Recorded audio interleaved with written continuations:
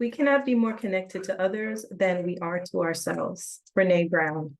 This insightful quote from Brene Brown serves as a compass for us educators. It illuminates the intricate balance between external tasks, such as lesson plans, stakeholder communications, and yes, even that towering pile of ungraded assignments, and the inner emotional work that's crucial for meaningful engagement in our roles and our relationships. Have you ever found yourself drowning in your to-do list, feeling like a human doing rather than a human being? Well, I have. And on those days, I would arrive home emotionally spent, unable to truly engage with my family or even myself. It took a while for the wisdom in Brene Brown's words to resonate deeply with me. Before I could connect with others, my students, my family, my colleagues, I had to learn to connect with myself. Our ability to connect starts from within, nourished by emotional rest. Ignoring our emotional well-being is akin to ignoring that mounting pile of ungraded papers. It won't just disappear. And just like that pile of ungraded papers, our neglected emotions don't fade. They amplify. Emotional rest is not a luxury. It is a necessity that serves as the foundation for every aspect of our lives. So, what exactly is emotional rest? Emotional rest is a sanctuary for the heart and mind. It's a place where your feelings are acknowledged, processed, and balanced. From my own journey, I can attest to the clear mind and the renewed resilience and the deepened connections that come with emotional rest. And that's what leads me to share my experience today. So here are 3 incredibly straightforward yet transformative emotional rest strategies that you can effortlessly incorporate in your day starting today. Number 1 is micro mindfulness moments. I can't rave enough about the 4-7-8 breathing technique.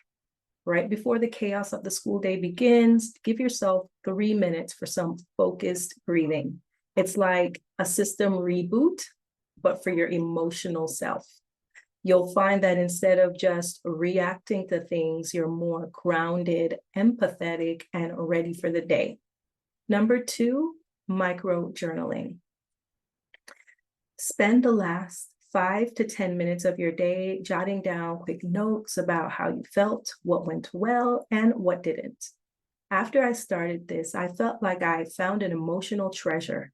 Those little wins, the ones you'd usually ignore, suddenly take center stage and they fill you with a sense of accomplishment and well-being. At least that's what it did for me. Number 3 are self-compassion reminders. How many times have you looked at a Post-it and it felt uplifting? If your answer is never, well, let's change that. Write down affirmations and stick them around your workspace. When the emotional tank starts running low, glance at one of those to top you up. Each of these strategies takes only a few minutes, but can make a significant difference in your emotional well-being. Incorporating these in your daily routine can contribute to a more balanced and a more restful personal and professional life. Now let's talk about how you can extend the power of rest to your students in the classroom and make it a regular practice with the following activities. Number 1 is going to be conscious coloring. Number 2, gratitude journals. And number 3, peer compliment circles. So number 2 is gratitude journals.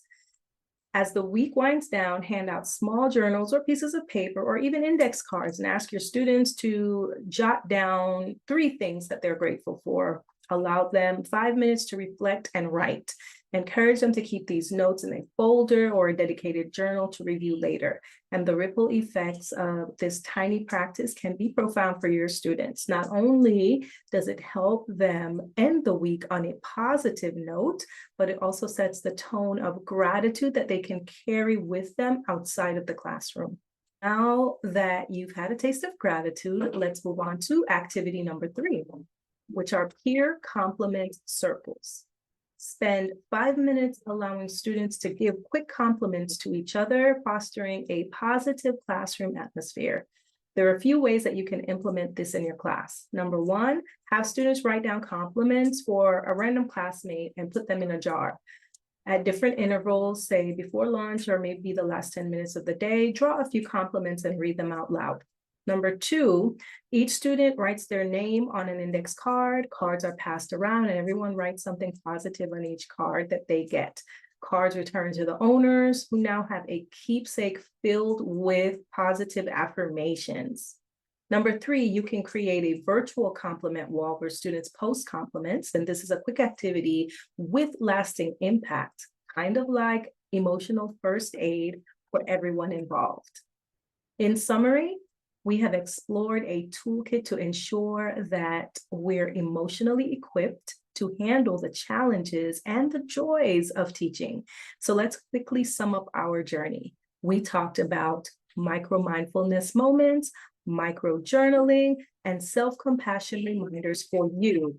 And we explored conscious coloring, gratitude journals, peer compliment circles for your students. Thank you for joining us in this enlightening discussion. Your openness to learning and embracing new horizons truly make this restful teacher journey extraordinary.